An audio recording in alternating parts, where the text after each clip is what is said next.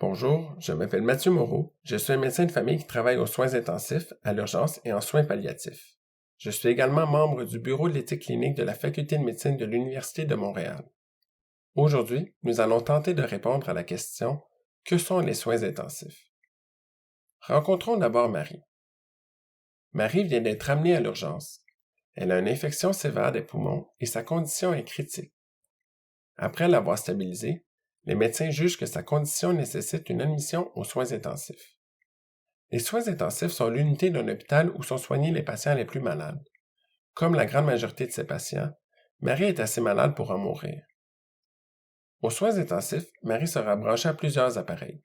Le personnel pourra suivre en continu ses signes vitaux, comme la pression artérielle, le rythme cardiaque et le taux d'oxygène dans le sang. Des tubes sont aussi installés dans sa vessie et son estomac et des cathéters sont placés dans ses veines, notamment un gros cathéter dans une veine du cou. L'équipe pourra lui administrer des médicaments puissants pour augmenter sa pression artérielle qui est très basse à cause de l'infection. La condition de Marie nécessite qu'une machine soit utilisée pour supporter ses poumons. Cette machine se nomme un respirateur. Un médecin procède donc à une intubation. Il place un large tube dans la gorge de Marie jusqu'à ses poumons. Comme ce tube est inconfortable, des médicaments lui seront donnés pour la maintenir dans un sommeil provoqué. Des machines peuvent aider à supporter les fonctions d'autres organes. Par exemple, dans le cas de Marie, ses reins ont cessé de fonctionner et elle a été branchée à une machine de dialyse qui filtre son sang. Pour la majorité des patients, l'utilisation de ces machines est temporaire. Ce ne sont d'ailleurs pas tous les patients qui doivent être intubés aux soins intensifs. Cependant, pour certains organes comme le cerveau, il n'existe pas de machine pour le supporter. Pour s'occuper de Marie, les médecins des soins intensifs travaillent en collaboration avec des médecins d'autres spécialités. Les infirmières sont spécialement formées pour les soins intensifs, comme la plupart des autres membres de l'équipe interdisciplinaire.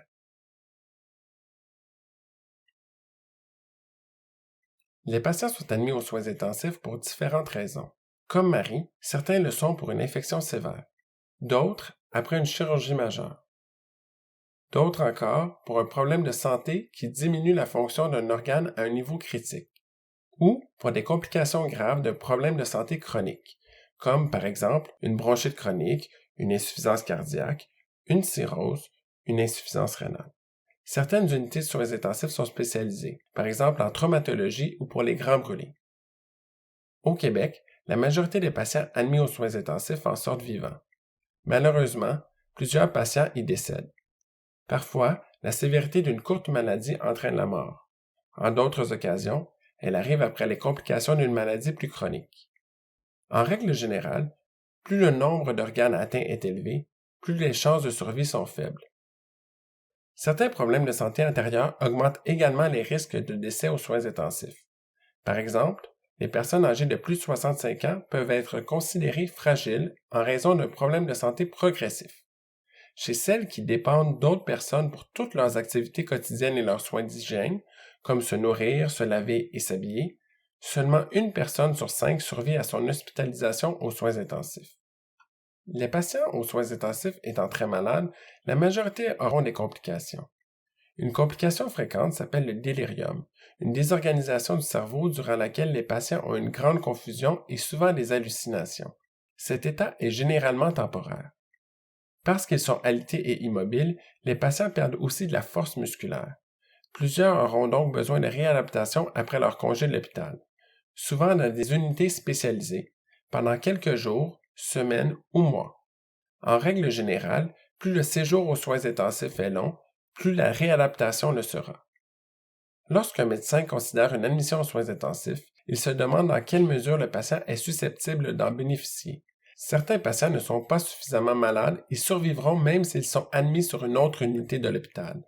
D'autres sont tellement malades qu'ils décéderont peu importe les soins qu'ils recevront. Le défi consiste donc à identifier les patients qui, comme Marie, se situent entre ces deux situations.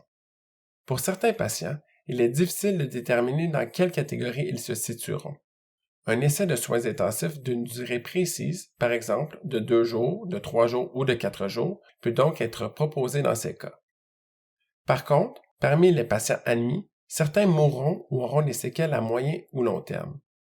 En effet, Les patients qui survivent aux soins intensifs peuvent avoir des séquelles physiques comme une diminution de leur force musculaire ou du fonctionnement de leurs poumons, psychologiques comme une dépression ou un état de stress post-traumatique, ou cognitives avec des problèmes de mémoire. Ce ne sont pas tous les patients qui auront des séquelles, mais pour certains d'entre eux, ceci voudra dire qu'un retour à domicile sera impossible. Pour ces raisons, des patients décident de ne pas être admis aux soins intensifs. Certains patients jugent en effet que leur qualité de vie actuelle n'est plus acceptable, selon leur propre définition, et ne souhaitent donc pas prolonger leur vie plus longtemps.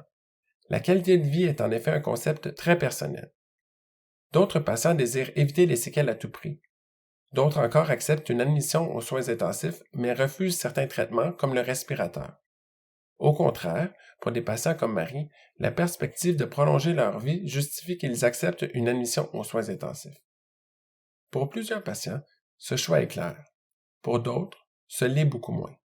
Alors, comment choisir pour éviter de refuser en bloc des soins potentiellement bénéfiques ou encore accepter des soins qui laisseraient un patient avec une qualité de vie inacceptable pour lui? Un expert dans le domaine propose de se poser 2 questions afin d'identifier les valeurs qui guident les décisions de soins. Suis-je une personne qui veut que les traitements visent à prolonger ma vie ou suis-je plutôt une personne qui veut que les traitements visent à améliorer ma qualité de vie pendant le temps qu'il me reste?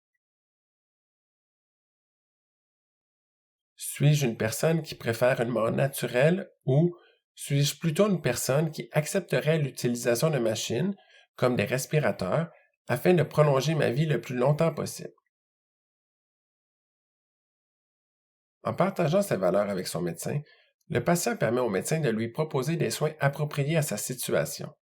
Ensemble, ils pourront co-construire un plan de traitement qui corresponde réellement au projet de vie du patient. Il est aussi très important que le patient parle de ses choix à ses proches. Marie en avait auparavant parlé à Georges, son conjoint des 10 dernières années. Lorsque Marie est arrivée à l'urgence et qu'elle était dans une période de confusion, Georges a pu exprimer au docteur les valeurs de Marie. Cette situation est très fréquente. À un moment ou l'autre de leur vie, 3 patients sur 4 auront besoin qu'un de leurs proches communique ce genre d'informations à l'équipe médicale et donne un consentement puisqu'ils seront incapables de le faire eux-mêmes. Parce que ces décisions sont si difficiles à prendre, il existe des outils pour aider les patients et leurs proches. L'essentiel est surtout d'éviter que ce genre de décisions difficiles ne soient prises sur le coup de l'émotion. Priver un patient de soins qu'il jugerait bénéfiques pour lui le prive d'une occasion de l'aider. Demander ou maintenir des soins non conformes aux volontés d'un patient ou qui le laisseraient avec une qualité de vie inacceptable pour lui constitue de l'acharnement thérapeutique. En résumé, les soins intensifs sont un endroit où les développements technologiques et scientifiques, combinés à l'expertise d'équipes dédiées, permettent de prolonger la vie de nombreux patients. Ces soins ne sont cependant pas appropriés pour tous.